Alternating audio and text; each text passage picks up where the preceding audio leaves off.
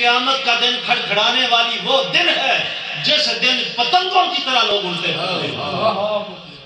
میرے حبیب آپ تو پہلے ہی جانتے ہیں الطارق وما ادراک مطارق وما ادراک مطارق، یہاں پہ پھر سنگل خطاب فرمایا اللہ رب العزت نے۔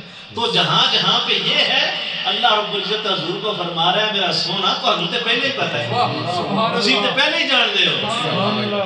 والسماء والطارق مالا تو ملک میں کوئی شے نہیں،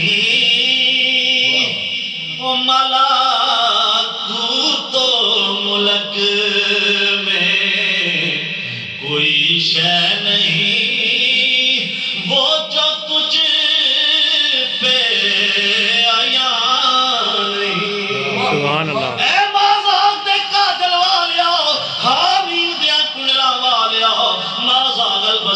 کاجل والیا اے ید اللہ دیا ہتھاں والیا وضحا دے مکھڑے والیا اے واللیل دیا زلفاں والیا حامیم دیا کنڈلاں والیا اللہ رب العزت ارشاد فرماتا ہے کائنات کے اندر کوئی ایسی شے نہیں مدینے والیا جڑے تیرے علم پاک کو مار ہوئے کوئی مالا تو ملک میں کوئی شے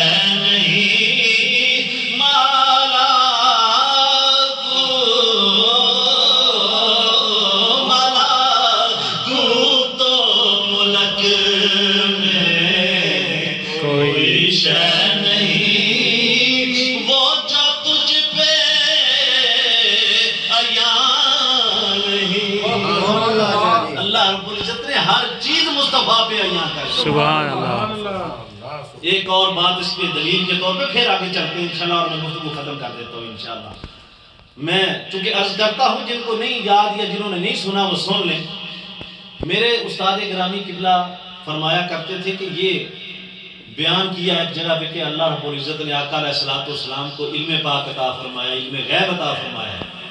ایک شخص اٹھ کے کھڑا ہو گیا، وہ کہتا ہے جی میں نہیں مانتا کہ اللہ کے نبی کو علم غیب تھا۔ وہ فرماتے ہیں میں نے پوچھا کہ ٹھیک ہے لڑائی اور جھگڑے والی تو بات کوئی نہیں، اگر تو نہیں مانتا تو دلیل دے۔ وہ کہتا ہے کہ دلیل اس کے اوپر بخاری شریف کی حدیث پاک ہے۔ کیا؟ وہ کہتا ہے جی دیکھیں رسول اللہ صلی اللہ علیہ وآلہ وسلم نے ارشاد فرمایا کہ کل قیامت کا دن ہوگا، میں بھی وہاں پہ موجود ہوں گا اور فرشتے میرے ایک امتی کو پکڑ کے دوزخ کی طرف لے کے جا رہے ہیں، اور میں فرشتوں کو کہوں گا کہ یہ تو میرا امتی ہے، یہ تو میرا غلام ہے، اس کو کیوں دوزخ کی طرف لے کے جا رہے ہیں؟ فرشتے کہیں گے یا رسول اللہ صلی اللہ علیہ وسلم آپ نہیں جانتے، آپ کو نہیں پتا کہ اس نے آپ کے بعد کیا کیا برے اعمال کیے ہیں، اس لیے یہ دوزخ کا حقدار ہے۔ حضور علیہ السلام فرمائیں گے اچھا یہ بات ہے، ٹھیک ہے مجھے دوزخ میں لے جاؤ۔ یہ حدیث سنائی اور اس نے کہا کہ اگر نبی کو علم ہوتا تو فرشتوں سے نہ پوچھتے، اور جب فرشتوں نے بتا دیا کہ آپ نہیں جانتے تو آپ نے فرمایا اچھا ٹھیک ہے پھر دوزخ میں لے جاؤ۔ ثابت ہوا کہ آپ کو علم پاک نہیں تھا، علم غیب آپ کے پاس نہیں تھا۔ میرے استاد گرامی فرماتے ہیں کہ اس کی بات سن کے میں نے اسے کہا کہ تم جیسا بھی نادان، کم فہم، کم عقل اور بدبخت کوئی شخص ہوگا کہ تمہیں یہی نہیں پتا چلا۔ وہ فرماتے ہیں میں نے اس سے پوچھا اچھا یہ بتائیں کہ یہ قیامت جو ہے یہ واقعہ جو سارا تم نے بتایا ہے حدیث رسول کے مطابق کب ہوگا؟ اس نے کہا جی قیامت کے دن ہونا ہے۔ پھر ہوا تو نہیں ابھی؟ اہمی جی قیامت کے دن کا واقعہ، جب قیامت آئے گی تو اس قیامت کے دن یہ واقعہ ہوگا۔ تمہیں کس نے بتایا؟ جی رسول اللہ صلی اللہ علیہ وسلم نے بتایا۔ کب بتایا؟ جی 1450 سال پہلے بتایا۔ تو میرے استاد گرامی نے اس سے کہا بھئی قیامت آئے گی تو یہ واقعہ ہوگا، اور رسول اللہ 1450 سال پہلے بتا رہے ہیں کہ قیامت کا دن ہوگا، فرشتے غلام کو لے کر جائیں گے، میں پوچھوں گا وہ یہ کہیں گے، میں پھر کہوں گا کہ لے جاؤ۔ بھئی قیامت کے دن کا واقعہ 1450 سال پہلے بتا رہے ہیں، ابھی بھی کہتے ہیں یعنی کہ اسی کیا استدلال دلیل جو ہے اس کو اسی کے مطابق پورا کر دیا. بھائی آپ کو اتنی خبر نہیں کہ ایک واقعہ قیامت کے دن ہونا ہے اور 1450 سال پہلے اللہ کے رسول بتا رہے ہیں اور پھر بھی کہتے ہو اللہ کے رسول کو علم غیب نہیں. آپ کو بات کی سمجھ آ رہی ہے؟ جی جی. تو یہ جو لیلۃ القدر ہے آج کی رات اللہ رب العزت نے فرمایا انا انزلناہ فی لیلۃ القدر کہ میں نے اس قرآن کو لیلۃ القدر میں نازل فرمایا. اور آگے جا کے اب اللہ فرما رہا ہے کہ یہ رات 1000 مہینوں سے افضل ہے، بہتر ہے. یہ نہیں فرمایا کہ اس کے برابر ہے، فرمایا بہتر ہے. کتنی بہتر ہے یہ اللہ اور اس کا رسول جانتے ہیں. اب کوئی کرائیٹیریا اور کوئی قید نہیں رکھی کہ اس کی بہتری یا اس میں عبادت جو ہے وہ 1000 مہینوں یا اس سے زیادہ کتنے مہینوں کے برابر ہوگی. جب بہتر کا لفظ اللہ نے استعمال فرما دیا تو یہ اللہ اور اس کا رسول بہتر جانتے ہیں کہ کتنا بہتر ہے.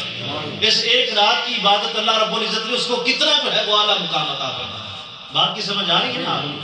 اس لیے یہ جو رات ہے تنزل الملائکۃ والروح، اس رات اللہ کے فرشتے اللہ کے اذن کے ساتھ حضرت جبریل امین حاضر ہوتے ہیں. اور یہ رات غروب آفتاب سے لے کے طلوع فجر تک اللہ رب العزت فرماتا ہے کہ طلوع فجر تک جو ہے یہ برکتوں والی رات ہے. اور اللہ رب العزت جو ہے یہ آوازیں دیتا ہے کہ ہے کوئی جو میری بارگاہ میں آ کے معافی طلب کرے تاکہ میں اس کو معاف کر دوں، جو میری بارگاہ میں آ کے یہ کہے کہ یا رب العالمین مجھ سے غلطی ہو گئی، مجھ سے گناہ ہو گیا، میں نے اپنی جان کے اوپر ظلم کر لیا، میں تیری بارگاہ میں آج کی رات رجوع کرتا ہوں، توبہ کرتا ہوں، یا اللہ مجھے معاف فرما دے. جائیں گے تو اللہ معاف کرے گا. اللہ سے معافی مانگیں گے تو اللہ معاف کرے گا. وہ کیا کسی نے پھونک کر آیا کہ تو جو بخشے گا مجھ سے گناہ گاروں کو جنت تیری ویران نظر آئے گی. کہ اللہ تو بخشنا چاہتا ہے، اس نے اپنی جنت کو بھی تو بخش لینا بھائی. تو اگر وہ نہیں بخشے گا اور ایک اور بات بڑی خوبصورتی لطف والی بات رکھیں، اگر کوئی کہے کہ فلاں شخص سخی ہے اور وہ سخاوت نہ کرے، کیسے پتا چلے گا کہ وہ سخی ہے؟ اس کی صفت کا اظہار جو ہے اس کے فعل سے ہوتا ہے. اگر وہ فعل نہیں کرے گا تو وہ صفت اس کے اوپر پوری نہیں آتی. اب کوئی سخی ہے تو وہ سخاوت کرے گا تو سخی کہلائے گا. میں بولیے تو صحیح، سخاوت کرے گا تو سخی کہلائے گا. کوئی فلاں بندہ جو ہے وہ بڑا سخی ہے، اب کوئی اس کے پاس جائے وہ سخاوت ہی نہ کرے، وہ کسی کو خالی لوٹا دے تو اس کو کوئی سخی نہیں کہے گا، اس کو کوئی غنی نہیں کہے گا. اللہ رب العزت کی شان اور اس کی صفات میں سے یہ صفت ہے غفور. کیا اس کی شان ہے؟ غفور. اللہ معاف فرمانے والا، اللہ رب العزت معاف فرمانے والا ہے. تو جب معاف نہیں کرے گا تو اس کی شان غفوریت کا اظہار نہیں ہوگا. اب اس کی شان غفوریت کا اظہار اس وقت ہوگا جب وہ معاف فرمائے گا. اب معاف تو وہ فرمانا چاہتا ہے، ہم معافی مانگے تو صحیح، اس کی بارگاہ میں جائیں تو صحیح، اللہ رب العزت سے کہیں تو صحیح یا رب العالمین ہمیں معاف کر دے. آج کی رات خاص طور پر اپنے دلوں سے ہر قسم کی، ایک تو سب سے پہلے تکبر کو نکالیں. جو بھی احباب پوری دنیا میں ہمیں سن رہے ہیں یہ بات ذہن نشین کر لیں کہ اگر تکبر ذہن میں رہے، آپ نے قرآن نہیں پڑھا فویل للذین، کیسے جناب ہو کہ یہ نمازیں فویل للمصلین، اللہ رب العزت فرماتا ہے کہ نمازیوں کے لیے ہلاکت ہے جو ریاکاری کرتے ہیں، جو ریاکاری سے نماز پڑھتے ہیں ان کے لیے ہلاکت ہے. جو تکبر کے ساتھ رونق کے ساتھ آج کی رات بھی اگر کھڑے ہیں اور صرف دکھلاوے کے لیے ہیں، ریاکاری کے لیے ہیں، وہ بڑے ہی محروم اور بدبخت لوگ. سب سے پہلی بات یہ ہے کہ تکبر کو ذہن سے نکال. ہر قسم کا تکبر کی بڑی قسمیں ہیں. بندہ مال و دولت پہ تکبر کرتا ہے، بندہ اپنی اچھی گاڑی پہ تکبر کرتا ہے، اچھے گھر پہ تکبر کرتا ہے، بندہ طرح طرح کی چیزیں شیطان جو ہے وہ اس کو ابھارتا ہے اس باتوں پہ کہ وہ تکبر کرتا ہے. اور اس کے بعد لوگ اپنے علم پہ تکبر کرتے ہیں اور یہ ذہن میں آ جاتا ہے کہ میرے پاس بڑا علم ہے، اللہ نے مجھے بڑا علم دیا ہے، مجھ جیسا عالم کوئی نہیں.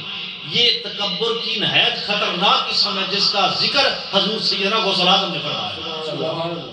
آپ فرماتے ہیں کہ میں جا رہا تھا، شیطان آ گیا اور ایک لائٹ کی صورت میں وہ نمودار ہوا، اور اس نے مجھ سے کہا کہ عبد القادر میں تیرا رب بول رہا ہوں، میں تجھے یہ خوشخبری دے رہا ہوں کہ آج کے بعد تجھے کسی عمل کی باز پرس نہیں ہوگی، کسی عمل کے بارے میں تجھ سے نہیں پوچھا جائے گا۔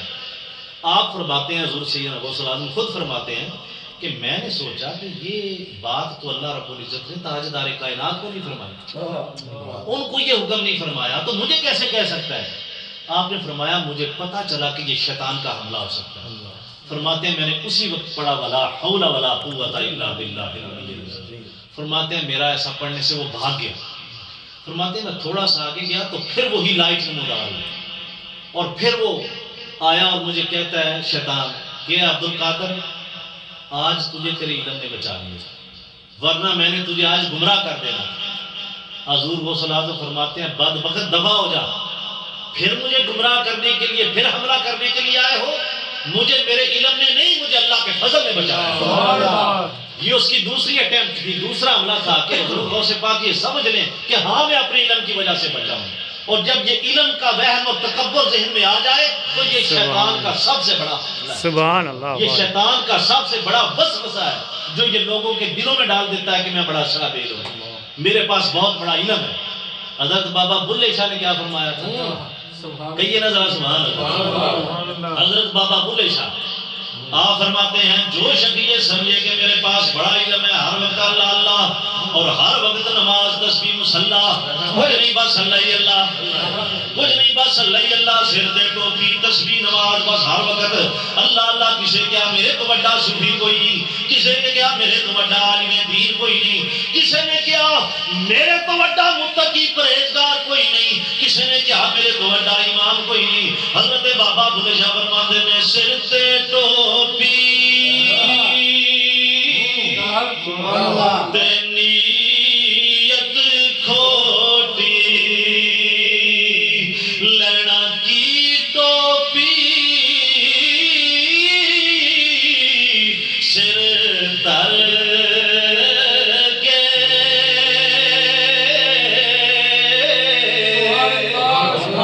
یہ میرے بڑے ہی پیارے بھائی ہیں حاجی محمد نواز صاحب، انہوں نے اسپیشل فون کر کے مجھے کہا کہ بابا بلے شاہ کا شعر سنیں، تو اس لیے میں ذرا کہیے سبحان اللہ۔ آپ فرماتے ہیں سر سے ٹوپی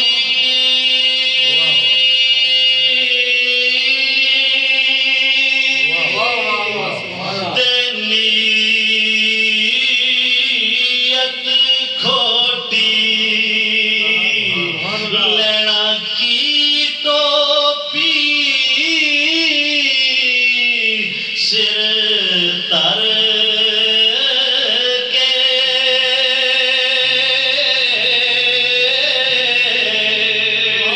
تے تسبیح پھری تے دل نہ پھریا، اے ہر وقت وعدہ دے تبلیغاں، ہر وقت تسبیح دانے تے دانا مڑکے تے مڑکاں، پر دل وچوں بغض نہ گیا، کینہ نہ گیا، حسد نہ گیا، دل دے وچوں شرمگیزی تے شرارت نہ گئی۔ حضرت بابا بلے شاہ فرماندے نے تسبیح پھری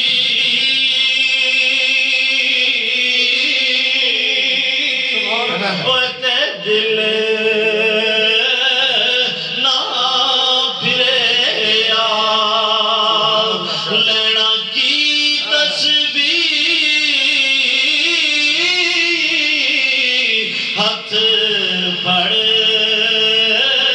کے، تے چلے کیتے تے رب نہ ملیا، چلے کیتے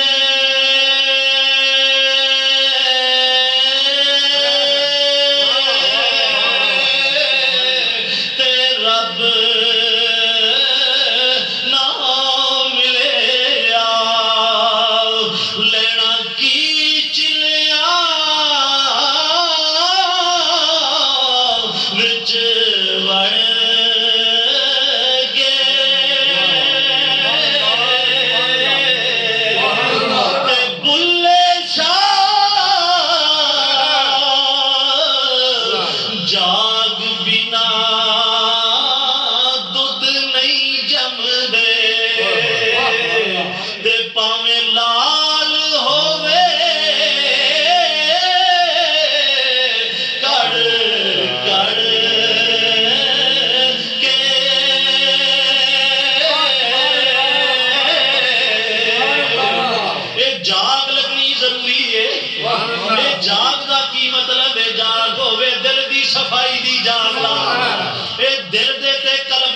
صفائی دی جاگ لا، تقوی دی جاگ لا، طہارت دی جاگ لا، تکبر نو دور کرن دی جاگ لا، حسد نو دور کرن دی جاگ لا، اپنے دل نو پاک صاف کر کے تے تقوی دی جاگ لا تے پھر ویکھ جاگ بینا اوے بلے شاہ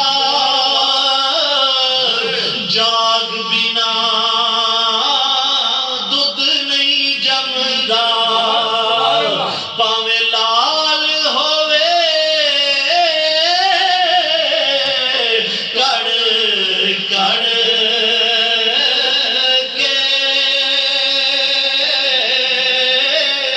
سبحان اللہ جاگ بولا سبحان اللہ حضرت بابا بھلے شاہ کا شعر اور پڑھ بولو تو صحیح حضرت بابا بھلے شاہ قصور دا بادشاہ قصور دا تاجدار عارفاں دا امام حضرت پیر سید محمد عبداللہ شاہ صاحب المعروف بابا بھلے شاہ آپ کی فرماندے نے لکھ دینے بڑی نماز تے نیاز نہ سکھیا سبحان اللہ بس نماز پڑھنا جی میں بڑی نماز پڑھنا تے عاجزی ہے کوئی نہیں اللہ دی بارگاہ دے اندر عاجزی والی تے گل ہی کوئی نہیں ہے نماز پڑھ کے لوکاں نوں دسنے میں جیوں تواڈے تے کوئی سان چڑھ رہا ہے بھائی نہیں پڑھی تے اللہ کو لدر کھائے گا ساڈے تے کی سان ہے کوئی نماز پڑھنی رب واسطے نماز پڑھ تے نیاز سکھ نال عاجزی سکھ پھر تیری نماز دا فائدہ ہے حضرت بابا بھلے شاہ فرماندے نے پڑھی نماز تے نیاز نہ سکھیا تیریاں کس کم پڑیاں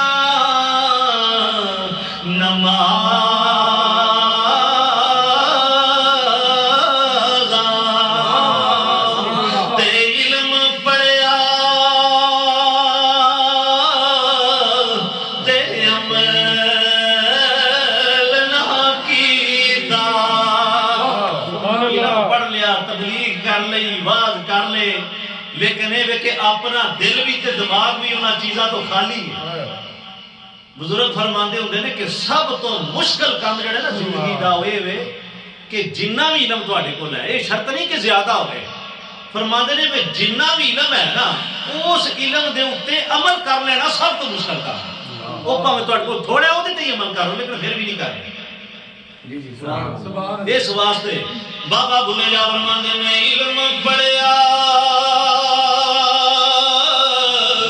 تے عمل نہ کیتا تے تیریاں کس کم کیتیاں بازاں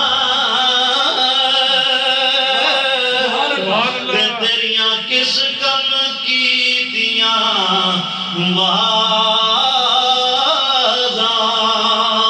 تے نہ کر ڈٹھا نہ کر والا ڈٹھا تیریاں کس کم دتیاں نیازاں تے بلے شاہ اوے پتہ تد لگ سی او جدوں چڑی پھسی ہتھ بازاں جد چڑی پھسی ہتھ بازاں تب پتہ چلے گا جب اللہ کی بارگاہ میں پیش ہوں گے واہ اس لیے عاجزی کے ساتھ جائیں انکساری کے ساتھ جائیں اور آج کی رات خصوصی طور پہ میرے دوست میرے بھائی میری بہنیں بیٹیاں جب یہ گفتگو ختم ہو دعا کے بعد تو اللہ رب العزت کی بارگاہ میں رجوع کریں اور عاجزی کے ساتھ رجوع کریں کہیے سبحان اللہ عاجزی کے ساتھ اللہ کی بارگاہ میں حاضر ہوں میں یہ چاہتا ہوں کہ صلاۃ التسبیح جو ہے وہ جتنے بھی احباب سن رہے ہیں میں ابھی آپ کو سننے والوں کو صلاۃ التسبیح کا طریقہ بھی بتا دیتا ہوں تاکہ فیس بک پہ جتنے احباب سن رہے ہیں وہ اپنے اپنے گھروں میں صلاۃ التسبیح ضرور ادا کریں اور ایک اور بات بھی قابل غور ہے جو لوگ فرض نماز نہیں پڑھتے ان کے لیے صلاۃ التسبیح ضروری نہیں ان کو چاہیے کہ آج کی رات میں جو ان کی قضائیں ہیں ان کی ادا کریں، جو ان کے ذمہ نمازیں ہیں وہ قضا دیں، تاکہ جو وزن ان کے اوپر ہے وہ اترے۔ اور صلاۃ التسبیح کے جو فضائل ہیں یہ ان لوگوں کے لیے نہیں ہیں، یہ ان کے لیے جو نمازیں اپنی پڑھتے ہیں تو اس کے ساتھ ایکسٹرا یہ نوافل جو ہے وہ پڑھ لیں۔ اس بات کی طرف ذرا خصوصی توجہ دیں۔ اور صلاۃ التسبیح کی نیت اگر میں آپ کو سناؤں اس سے پہلے ایک اور مسئلہ ذہن نشین رکھیں کہ رمضان المبارک اگرچہ زکوٰۃ کی فرضیت کا مہینہ نہیں ہے، اور یہ نہیں کہ اس مہینے میں زکوٰۃ دینا ضروری ہے، لوگوں کا رجحان رمضان المبارک میں اس لیے ہوتا ہے کہ آگے پیچھے اگر کوئی نیکی کریں گے تو اس کا 10 نیکیوں کا ثواب ملتا ہے۔ من جاء بالحسنۃ فلہ عشر امثالھا، کہ اگر ایک نیکی کریں گے تو اللہ اس کا 10 گنا عطا فرمائے گا۔ لیکن رمضان المبارک میں جو کم سے کم ہے نا وہ آپ کے سامنے عرض کر رہا ہوں، کم سے کم ایک نیکی کریں گے تو 70 نیکیوں کا ثواب ملے گا۔ تو اس لیے لوگوں کا رجحان رمضان المبارک میں زکوٰۃ ادا کرنے کا یہ ہوتا ہے کہ اس مہینے میں ادا کریں تاکہ ثواب زیادہ ملے۔ ویسے جب بھی آپ صاحب نصاب ہو جائیں، آپ کو اپنی پراپرٹی پہ جب سال پورا ہو جائے اس وقت زکوٰۃ آپ کے اوپر واجب ہوگا۔ بات کی سمجھ آ رہی ہے؟ وہ رمضان سے پہلے ہو یا رمضان کے بعد ہو، یہ رمضان میں زکوٰۃ دینا ضروری نہیں، نہ یہ فرضیت کا مہینہ ہے کہ اس مہینے میں آپ نے دینا، یہ بات ذہن نشین رکھیں۔ اور صدقہ فطر کے حوالے سے یہ بات خصوصی طور پر ذہن نشین رکھیں۔ شاید میرے کچھ بھائیوں کو یہ بات میری اچھی نہ لگے، لیکن میں نے حق بات کرنی ہے، مجھے اس بات سے غرض نہیں کہ کوئی اچھا سمجھتا ہے اس بات کو یا برا سمجھتا ہے۔ یہ جو صدقہ فطر ہے، فطرانہ جو آپ ادا کرتے ہیں، یہ اللہ اور اس کے رسول صلی اللہ علیہ وآلہ وسلم نے غریب کا حق مقرر کیا۔ کس کا حق ہے؟ بولیے کس کا حق ہے؟ یہ غریب کا حق ہے، یتیم کا حق ہے، مسکین کا حق ہے۔ تو میں اپنے تمام سننے والوں سے یہ عرض کرتا ہوں کہ آپ خود یہ ذمہ داری اپنے اوپر لیں۔ فطرانے کے جو پیسے ہیں خود اپنے گھر میں آپ دیکھیں کہ سب سے پہلے رشتہ داروں میں کون غریب ہے، کس کو فطرانے کے پیسے لگیں۔ سب سے زیادہ ثواب اس چیز کا کہ آپ اپنے رشتہ داروں کو جو غریب ہیں ان کو فطرانہ دیں۔ رشتہ دار غریب ہیں ان کو آپ نے تو فطرانہ دیا نہیں، اور جناب حضرت صاحب کو، مولوی صاحب کو، خطیب صاحب کو دے رہے ہیں کہ اپنے پیروں کے مدرسے میں بھیجیں۔ آپ بات میری سمجھ رہے ہیں؟ صلہ رحمی تو آپ نے کی نہیں، خونی رشتے کا خیال تو آپ نے کیا نہیں جس کے بارے میں آپ کو پوچھو نہیں۔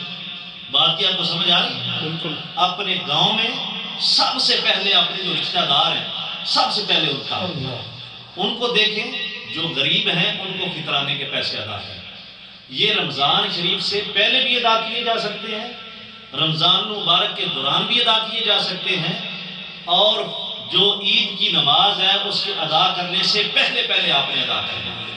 اگر آپ پہنچا نہیں سکے کسی کو تو آپ نماز ادا کرنے سے پہلے پہلے اس کو رکھ دیں، اس نیت کے ساتھ کہ یہ میں نے فطرانے کے پیسے رکھے ہوئے ہیں، مجھے موقع نہیں ملا، جو ہی عید کے بعد مجھے موقع ملے گا میں فلاں شخص تک پہنچا دوں گا، تو آپ کے ذمے سے ادا ہوگا۔ اس کا مطلب یہ نہیں ہے کہ آپ کے ذمے ہیں، آپ کے ذمے نہیں ہے۔ اگر آپ نے اس کو سائڈ پہ نیت سے رکھ دیا کہ یہ فطرانے کے پیسے میں نے رکھ لیے ہیں، اب مجھے جب بھی موقع ملے گا جس نیت سے جس کے لیے رکھے ہیں میں اس تک پہنچا دوں گا۔ پہلی بات تو میرے سننے والے یہ ذہن نشین رکھیں کہ اپنے رشتہ داروں کو جیسا ایز سون ایز پاسبل، دیکھیں زیادہ ضرورت تو رمضان عید پہ ہوتی ہے کہ نہیں ہوتی؟ غریب لوگوں کو کپڑے کی ضرورت ہے، اپنے بچوں کے لیے جوتے کی ضرورت ہے۔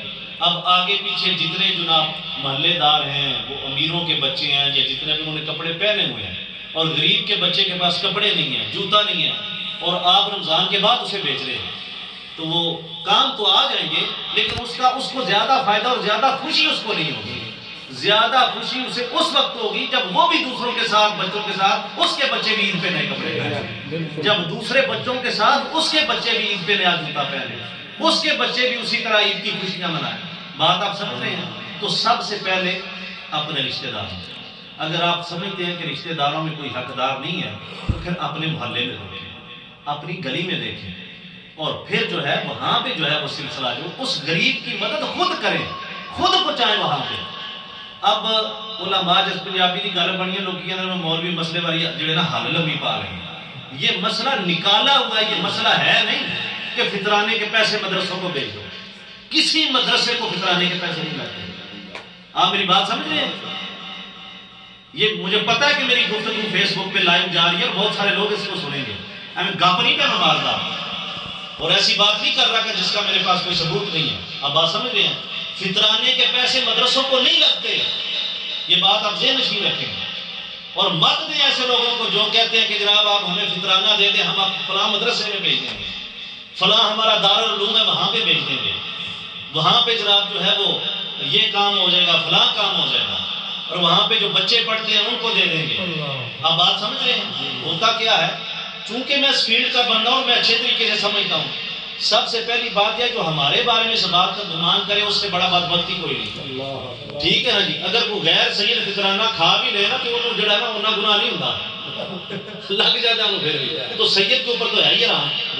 رسول اللہ صلی اللہ علیہ وآلہ وسلم نے حرام قرار دیا کہ میری اولاد کو نہ فطرانہ لگتا ہے، نہ زکوٰۃ لگتی ہے، نہ صدقہ لگتا ہے. سمجھ رہے ہیں آپ؟ تو میں اس فیلڈ کا بندہ ہو کے آپ کو بتا رہا ہوں. ہوتا کیا کہ آپ مدرسوں میں پیسے بھیج دیتے ہیں اپنے امام صاحب کو، خطیب صاحب کو. خطیب صاحب نے بڑا زور لگایا کہ نہیں جی دیو دیو ہونی دیو، وہ آپ وہ بھیج دیتے ہیں. ہوتا کیا ہے، نئی گاڑی آ جاتی ہے، نیا پلاٹ آ جاتا ہے، مدرسے کا چھت بن جاتا ہے، ایک نیا کمرہ بن جاتا ہے، اور جو غریب ہے وہی کا وہیں بیٹھا رہتا ہے، اس کا حق اس تک پہنچتا نہیں ہے.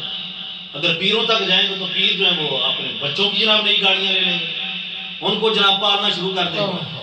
میں کسی اللہ کے فضل سے ایسی بات نہیں ہے کہ میں کسی کو ٹارگٹ کر رہا ہوں یا تخصیص کر رہا ہوں، میں جملہ آستانوں کی بات کر رہا ہوں، اللہ ماشاءاللہ خال چھوڑ کے بات کر رہا ہوں.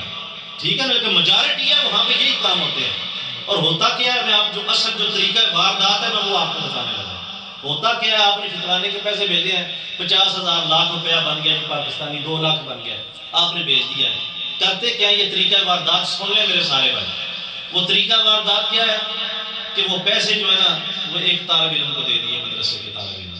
ٹھیک ہے، اس کو مالک بنا دیا. مدرسے کا طالب علم جو تصا آخنا وہی کرنا. تصا جی گل کرنی استاد اس مدرسے میں کٹ دیں جلتا میرے اتنے لمیا پایا ہو، اس کو کہنا جناب یہ 2 لاکھ روپیہ یہ فطرانے کا یہ تمہارا ہے، تم مالک ہو. اس کو مالک بنا کے کہا اچھا ویسا کہ اس میں سے 2,000 رکھ لو اور تم یہ کہو کہ اب میں تحفے کے طور پہ بھی حضرت صاحب کی مدرسے کو دیتا ہوں. یہ طریقہ واردات ہے اور ہر مدرسے میں یہ واردات ہوتی ہے. یہ میں آپ کو بتا رہا ہوں، یہ بڑا غلط طریقہ ہے اور یہ کوئی مسئلہ نہیں ہے شریعت میں. اس کو مالک بنا دیا کہ یہ آپ کے مالک ہے، اب اپنی مرضی سے وہ ہمیں دے رہا ہے، اب اس سے ہم مدرسے کا چھت بنائیں، ہم گاڑی لیں، ہم جو مرضی کریں، اب وہ ہمارے اوپر جائز ہو گیا کیونکہ وہ ہمیں تحفہ ملا، فطرانہ تو ملے گا.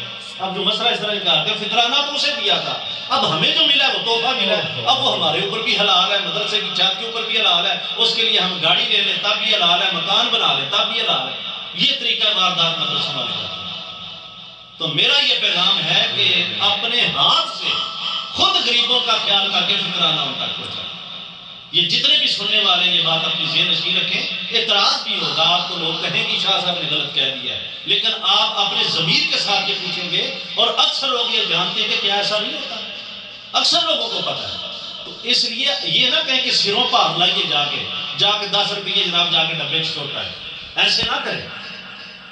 آپ کو پتہ ہے اگر کوئی یہ بندہ کہے کہ مجھے پتہ ہی کسے لگتا ہے، قسم اللہ کی وہ بندہ جھوٹ بولتا ہے، وہ سچ نہیں بات کر رہا. جس کو یہ نہ پتا ہو کہ فطرانہ میں نے کہاں پہ دینا، اس کو پتا ہے کہ میرے چاچے کا گھر ہے، اس کی بیٹیاں 7 بھوکی ہیں اور انہوں نے عید پہ کپڑے نہیں لیے.